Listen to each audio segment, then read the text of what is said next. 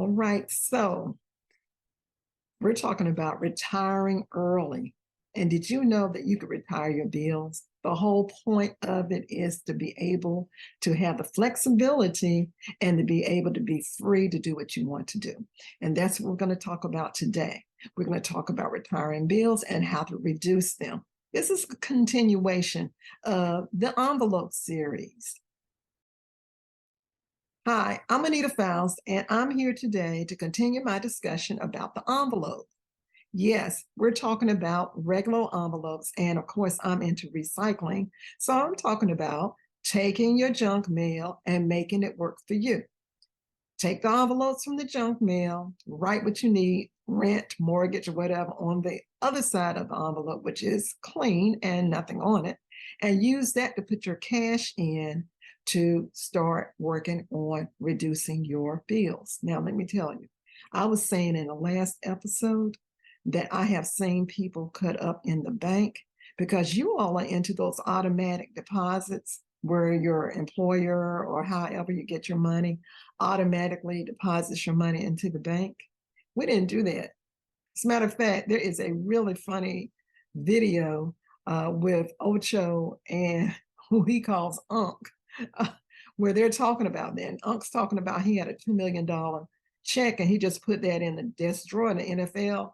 Asked him, that's Shannon Sharp, also known as Shay Shay. He was saying that he put that in the drawer and, kept on going. So in other words, he really didn't need the money immediately. So they had to call him and ask him, did he get the check? And he said, yes. And they said, well, we'll reissue you another one, but can you please go cash that one as soon as you get it? So we didn't have our money automatically put into the bank. As a matter of fact, I know people who don't do that right now. 2023, they're not putting their money, they're not doing it. They want to get their check in their hand. Now, let me go a step further. Before the checks, some people used to get paid cash. My parents had a job, which was kind of like a side job that they had, a little side hustle, cleaning up a movie theater. And of course, we all pitched in, we all went and helped clean up the movie theater. But they got paid in cash. The payroll check, the paperwork was done, taking out all of the taxes and all of that. And you received a receipt that showed you all of that, your social security number and all that. But they gave them cash money. They didn't do it under the table. Like I said, they took out taxes and etc. But the bottom line is you all are doing this automatic deposit, and you may be forced to, depending upon your employer, because Shay Shay revealed in the video that I can't remember which news company he was working for, but most recently he had to start doing automatic deposits because they wouldn't give him a check. So when you do that, let me make this recommendation. I really thought about this. Now, this is all just me thinking about what it is that I would do in your place. I wouldn't do that if I was getting behind in my bills. If you're using a debit card and you use too much of the money and you end up having an overdraft, when your check comes in, the bank is going to get their money first. So what I would do if I was in that condition right now, I would have another bank account separate, another bank, not just another bank account, at another bank where only that's what was happening, where my check would go in there. Now, you might have to pay a fee, a monthly fee, $10 or something like that, if you don't have enough money to make it so it's a so-called free account. It's not really free. They're holding on to your money to make it so that you don't have that fee. But it's worth the $10 a month or whatever you may have to pay to be able to have your own account at another bank. And then that way your cash is actually going into another bank, your payroll check. And then you could start doing the envelope process. Now, why am I explaining this to you? Because I have seen so many people at the bank who are crushed. And I mean crushed because they go to the bank to get some money or try to figure out why they have a negative amount and it is payday. And it's because maybe they didn't do it. Maybe a spouse did it. Maybe a child did it. I don't know. Somebody, could have been them, went and overdrafted their checking account. And that can happen very easily if you're using that debit card like it's for real, going to produce money.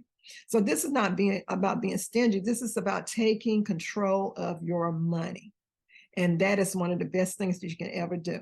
So once again, set up a separate bank account at another bank where all you do is you put the money into the checking account and then go there and get the cash out to do the cash envelope thing and pay your bills.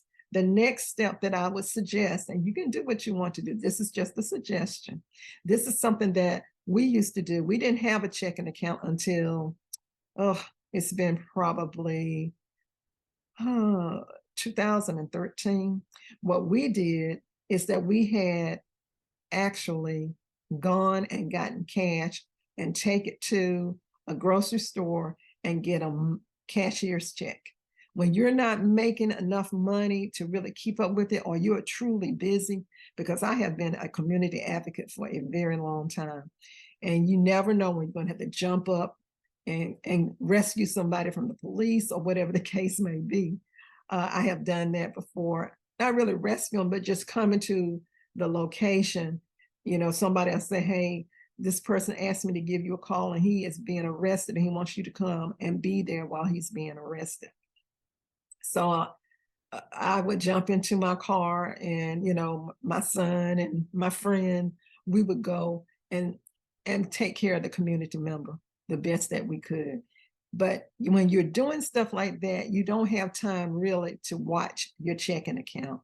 And so what we started doing was working on a cash basis. We would go get a money order from the grocery store to pay our bills. And that way we never had to worry about whether or not something was going to bounce. We had money. That wasn't the issue. It's about the responsibility and taking the time to actually use the checking account properly. And that's what I'm suggesting for you to get back on track. This is the second episode about getting back on track. Now, I did make a promise that I was going to tell you about how to control your electric bill. I am pretty sure everybody who's watching this is on the computer or on their phone. And at some point or another, if you had to charge your phone, you had to use electricity. And maybe you're lucky enough to have a solar panel or something where you can actually charge it like that. But most people have to pay an electric bill.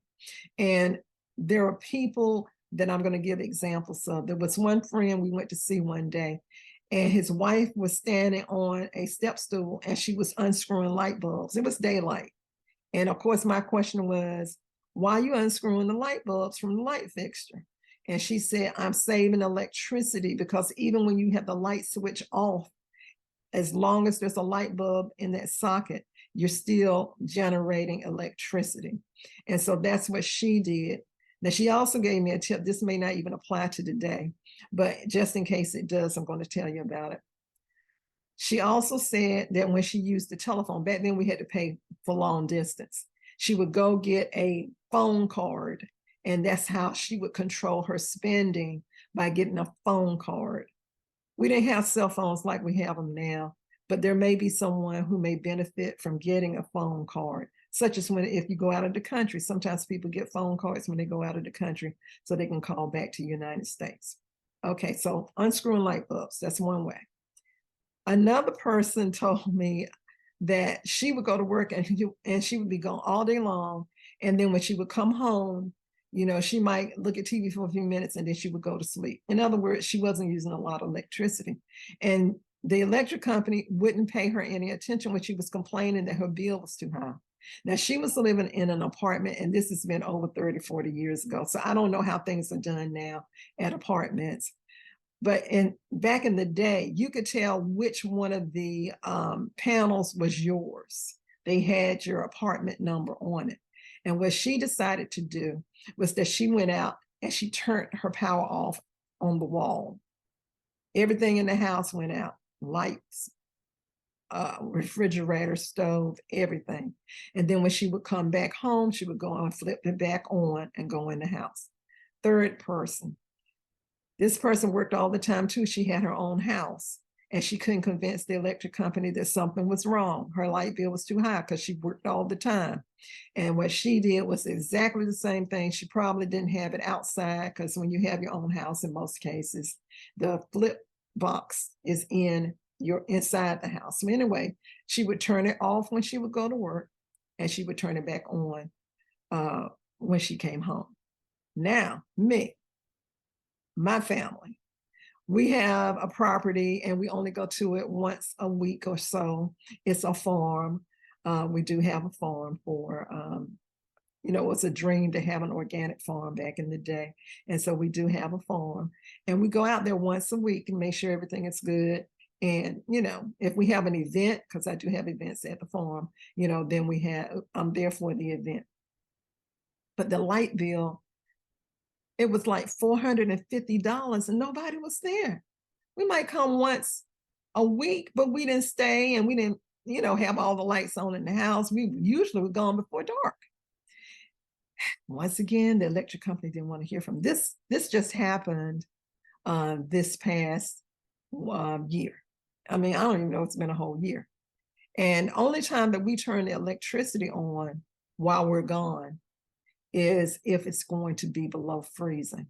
So what we do is we turn off all of the power to the house.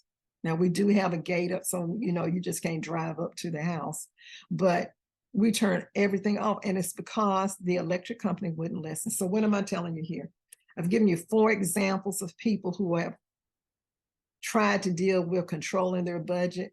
And one of the things that you really have to have in this day and time is electricity. I've had family members who didn't have electricity. That's been within my lifetime.